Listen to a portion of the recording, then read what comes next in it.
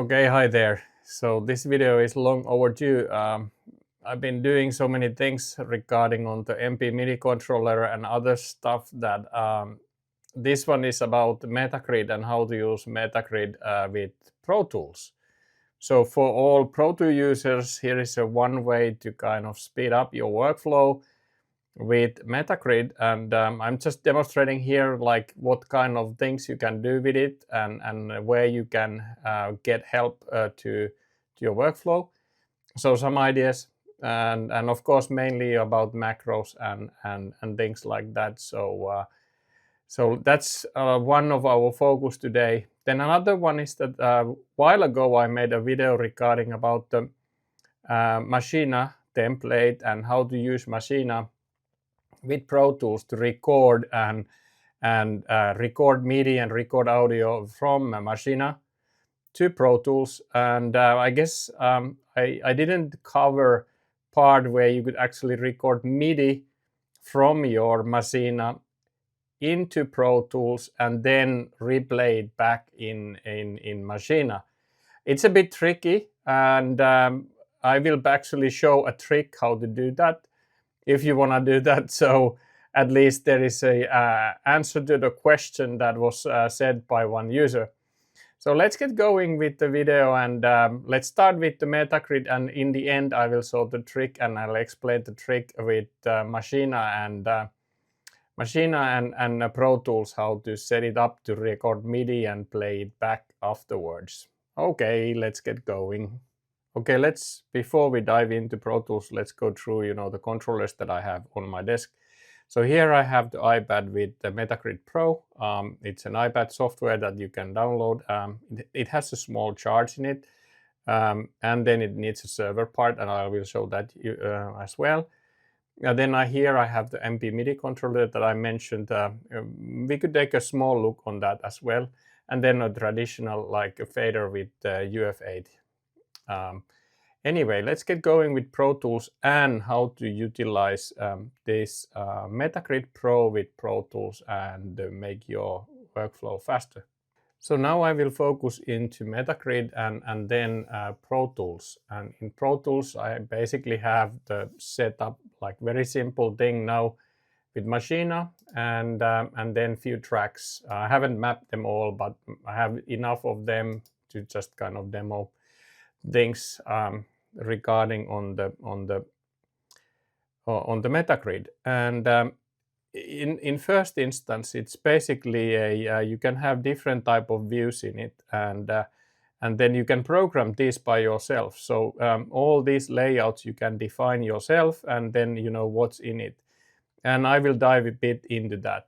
Then of course on top of that you will also need the server part that you have running in your Mac or Windows. You could use this also in Windows, but I'm currently doing the demo in Mac. It has native integration with certain digital audio workstations that I have shown before, like Cubase Studio One, Logic, and Ableton. However, you can use it also easily with Pro Tools. So let's first look on like just simple things like how to do keyboard shortcuts and how to kind of make your workflow faster with this one. So here, as you can see, I can go and edit anything. So I can go into a layout and I can add a button there, and I could basically then define what that button does if I select it and I select and go into an object, and then I can basically provide a key command on it. So that's very straightforward. And then of course all these controls, if you are in a layout mode, you can size them. So you can basically size them, you can move them, you can merge them, so it makes them bigger, and of course you can clear them out. Then of course if you want to merge and then add some control here, you could basically then add a button, a text, a fader, and few others, but these are like they are even in a basically this pad and XY controller. They are in a package that costs a bit more. So I basically use in my programs, I use buttons, faders, and text which is kind of the standard package that is with Metagrid Pro. So then, yeah, let's go here, and then let's split it back. So in principle, I could basically then, go and look into programs, for example, like what I have done here. But I thought that also I show what I can do. So firstly, let's focus on keyboard shortcuts and how to build macros. So one interesting thing what I have done is here, like I'll show first what I have done. So is that I can basically now when I press this toggle timeline mixer, it will toggle between the arrangement view, the edit view, and then the mix view. And then here, depending on, because you have different key commands to be mapped. If you are in edit view, you can now basically hide your sends and effects, and then you can bring them back by just tapping the buttons. And the last one I haven't programmed, so I will show that to you. But then also if you go and you go into the mixer view, in Pro Tools you have different keyboard shortcuts to be mapped on these same things. So you need to have double kind of keyboard shortcuts defined, once for mix view and other ones for edit view. But hey, let's go and see that how I did that. So firstly, let's take that object. So this is a latching switch. It's a one type of a button that you have. And then of course you have a command which is basically saying that what is the shortcut it does, and then when it's latch on, latch off. It also shows it how it visually changes when you put the latch on. And then with this button I have said that this is the leader in a group of D1. So you can group things together, and then the other buttons will react on that based on this, what is the on off situation with this one. So now basically if I would like to go and program this one that hasn't been yet programmed and it's a standard button, let's go back to here into the main view.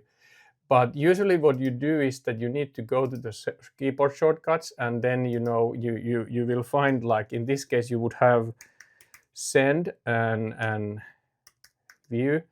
So here I have already done keyboard shortcuts for show, hide, send in edit view and mix view. So now this button hasn't been programmed, so it doesn't do nothing. So I just need to apply now that the keyboard shortcut into that button. So let's do that. So okay. Now we are in the first view, so we will firstly go into that button, and then we will need to actually change it to be latching switch. And then also I need to change this because I changed the keyboard command for this one. So this is actually 9, and then for this one I think I needed the Shift Control Opt and 9 to basically accommodate the shortcut. Because this one was Shift Option Command 8. This is Shift Option Command 9. So I need to Shift Option Command 9. So now I have that set here, and then basically if I would now test it, I could basically test it like from here. So now you can see that it kind of hides and shows and hides it. So the macro is working. Then next I will go here, and then I will actually then program what it is when it is latch on. So similarly I go and I add a keyboard macro, and then it's actually then Shift Control Control Option and then 9. And now I can basically then I need to go into the mixer mode and test it, but let's do that later. And then here the button has different properties, so I would like to change the color to be the one that is not text color. Text color is a black one, and then let's go and save and change the background color, which is the one that we wanted to put in the vibrant green. Then additionally here I need to actually add this into the group, so I just press the plus button and now it's part of the kind of the group, latch group that is controlled by this toggle timeline mixer. Then now once I save it, now basically everything is kind of like there, and now I can control even the sense, the last sense from F to J with this one, so I can hide all the sense and bring them on. So that's an example of like what you can do. And of course all these kind of function that you can easily do, you can basically go into your markers, you can define markers, you can use all these what you see here, and then work accordingly. One interesting thing that I have done is like, for example, let's take example with the snare. What I created also is a kind of a quick way to get inserts into your track, into your channel. So here, if I press now A, it will automatically select from the track that is selected the slot A, where I can then bring in, for example, Pro Q. So how to do this macro is as follows, and I actually need to change a bit because I noticed that there has been a change in macros, so I'll show this trick as well. So for example, let's go back to setup and let's go into keyboard shortcuts, and then let's go and change this to inserts, insert, and then I think there is a select or view here. Yeah. You have this select track, assign insert A. So here you need to then go and say that let's do this, that this is like shift control option, all things down, and then B. So now I have programmed that keyboard shortcut so that, like, similarly as I did with A, I have done it with B. And now I need to actually change the macro here in my Metagrid, because I actually noticed that it doesn't work as it used to. So instead of going up, I actually need to go here. I need to go down, and then I need to go down twice. So I need to clone this. So now I have it so that I have it going down. And I think actually I marked everything. So I have shift control option command B. Then it will wait 0.5 seconds, and then it goes down, down, and enter. So you can create these macros, so you can add different things into the macro. So timer, and when you add things, here are the things that you can add. You could also do keyboard maestro if you have it Apple shortcut or menu command. So things like that you can actually execute with these macros. And then now I'll just say OK, and I think I'll say that we are done with this one.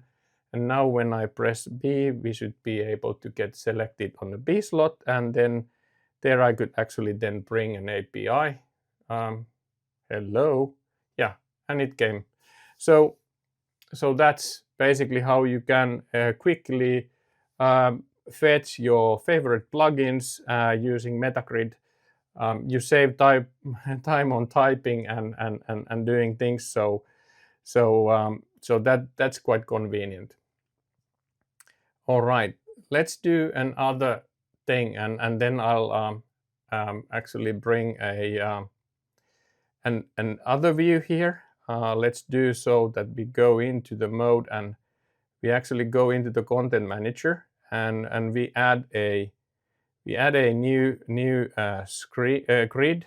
Let's just say that this is a test grid. Let's do test grid, so that and I can now actually add a grid and scene. And what does that mean is that it will actually add a scene, which you can see from here. So you have the ones that I had, like the Pro Tools main and the plugin, and then you have the test scene. So now if I go here, I can see that I can switch between the scenes, and you can actually, within one scene, you can have two views. You can toggle them with the button here. So you see if that there is the dot that you have two pages, and then you can have more macros on the one scene. But now I added this new scene, and I could basically then also say that let's basically go into the layout and select everything and say clear. And then if we would like to now do like something like merge and then go here and add for example a fader. Now I have fader here, add it, and then if I go into the object, the macro is automatically set so that it will send a MIDI information into your DAW. So now when I don't have it in edit mode, I can now send the MIDI information into my DAW. So for that, I need to also, of course, check in setup that my MIDI input devices, I have selected basically the meta system. In this case, I need to select the meta system MIDI in, so that I'm getting the MIDI information from there, and then I say OK, and let's just add a. Let's go there and let's go add an instrument track. And where did we got it? Okay, let's move it to the end, out of this, and then let's go and let's bring like Abbey Road. Let's see. Abbey Road 1, for example. And so now I have the instrument here. I think I need to arm the track so that I get the MIDI information in. Let's see, do I need to do something else here? So now I can say that learn MIDI from the CC automation, and now it is basically there. Let's see if it picks this up. No, nothing yet. I might need to do something else. Learn MIDI. Hello. Learn MIDI CC automation.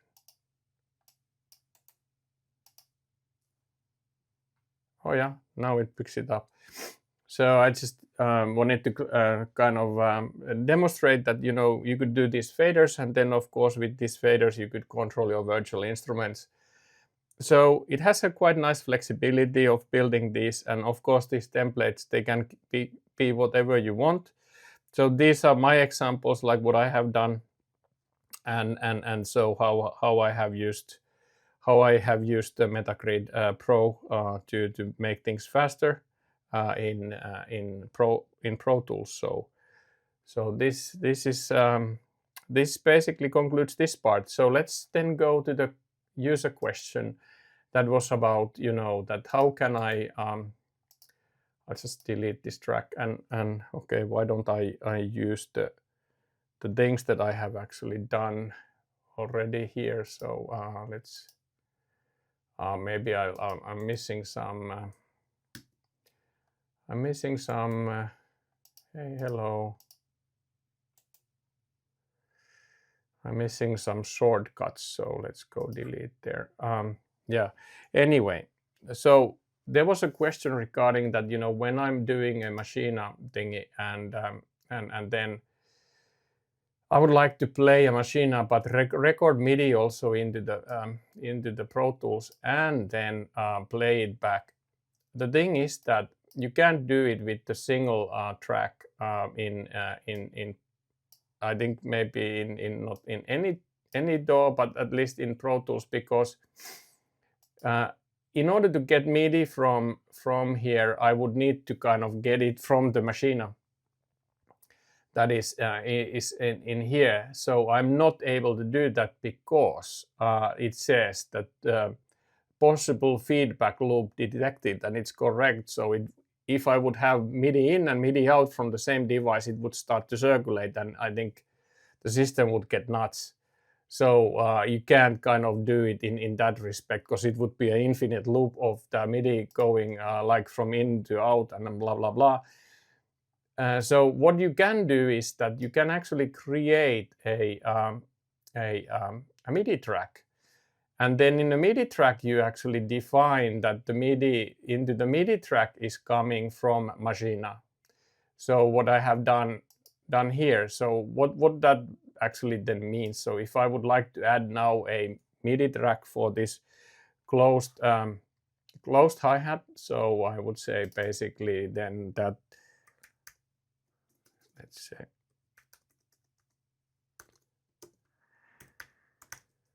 closed hi-hat MIDI, and now here I can say that, you know, sorry, not here. Here I can say that the MIDI is actually coming from Maschine and channel 3, which is basically then the closed MIDI hi-hat.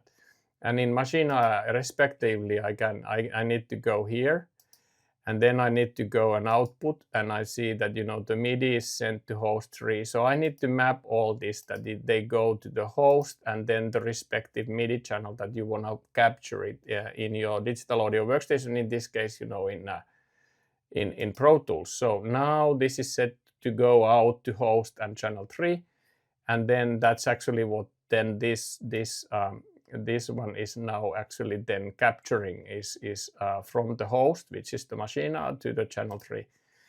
And now if I'm basically, you know, if I'm not just playing it from here, and I'll you will most likely hear the you know, the drums very mildly. Anyway, that is kind of like you could one could actually add more. Now there is more hi-hats, so like blam blam blam, but let's put some snares there as well, so we get some data out of it. So now when I have it and I play, I basically then can do that. But now if I do a recording and I go in here and I say that, okay, do it. So okay, sorry, no tracks enabled. Sorry guys, let's go and do and add these 3 to record enable, and then again let's start. And now basically when it is playing, you can see that it's recording the MIDI. And of course you could also do it so that you record the MIDI, you know, from Maschine directly, so you don't have anything here. But what you can now do is that if I don't have anything selected, so nothing gets played, as you see. But then now I could just basically then go and okay, not that. Let's do a bit of an undo here. I could go and then take, you know, these MIDI parts and then move them up, and now it starts to play the things that I have recorded with my MIDI track. So of course you can do that manually as well. Now nothing is basically loaded, and they are still kind of they are still kind of in a record enable mode. So then I start recording, and now when I play from here is that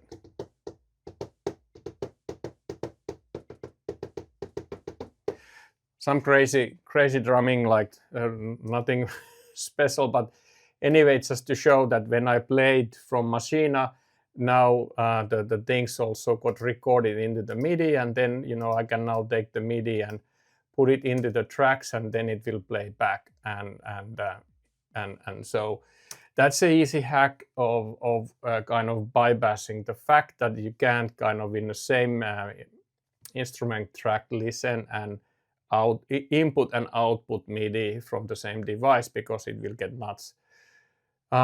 So at least you don't need to do mapping many times. You just easily kind of copy paste things from a MIDI track to an instrument track. All right, small bonus from the fact that I mentioned that I have got this MP MIDI controller, and it's pretty handy in the sense that, like, now with Pro Tools also it supports Pro Tools. So I have added this plugin which is called MPH Multi Effects. I have added that to all the tracks. Closed hi-hat, and now if I go here into a plugin panel, I can see that I can go from a closed hi-hat channel to deal with the plugins in my kick channel. I can go into my favorites, and then if I need an EQ, I'll just go into my saved favorites. I can immediately start doing things here. If I need to, go and tweak some EQ, I can do it like from from these encoders, like rotary encoders that I have mapped, and they have some pre-mapped things on it as well. Then I can go and add a compressor that I would like to use here, so I can deal with the gain and peak reduction directly from here. Then if I would like to jump into a snare, I can go there, and then I can load my first plugin in snare. Maybe I want to go with Pro Q over there as well, but then I might not want to have same compressor. I might actually then do a R compressor to basically deal with that one and have that with snare. Then I might want to basically add, for example, some source, some inflator into it, so I could basically put effect like hot. Then additionally, of course, I can then jump into the closed hi-hat where I have no plugins, and then go and select the plugin. I have programmed these favorites myself, so it's quite easy to do. It's nothing like rocket science. So you basically, once you have your plugin like first time loaded, you basically then say that, let's take the super plate for example. You basically then say that you want to map, you want to link things. You want to link for example, a parameter from here. Then once you have done all the linking, you can also color code it. You can basically say that, okay, these things here I would like to have in blue. There's that are like affecting into the kind of the reverb sound. I'll have it in green, and that went right. Bit missed with my finger. Anyway, this is also a touch screen, so you can basically control the thing from the touch screen, but you can also, of course, do it from the rotary. And now if I want to save this, I just say save, and now it is saved. If I haven't done it before, I can say save as, and then I get the screen that I can save it into my single host effects, defining and giving the name. And then when it loads the plugin, it will actually load the mappings as well. So now if I go, for example, let's go to another track and bring in the same plugin, so you can see that it will actually then bring, like, let's go snare, and let's say that, okay, let's go inflator, but then let's add what we had, reverb and super plate. So now it will bring all the mappings that I saved, and the linking is extremely easy. So if I would need to link this parameter, I touch it, and then I say here, and now it is linked there. So instead of having it here, I have it now linked in here. So extremely straightforward, but extremely handy in a sense that you can actually jump from a plugin to another and deal with it. And then, of course, you can also do it like from the single channel that you are working. You can just tap here and then go from a plugin to another and tweak your sound. But then if you need to change, the track, you can go. You could also search the track and say that, I want to actually tweak a bit about that EQ there as well. Okay, so that's a wrap from the Metagrid Pro and Pro Tools, and how to use Metagrid Pro to fasten your workflow.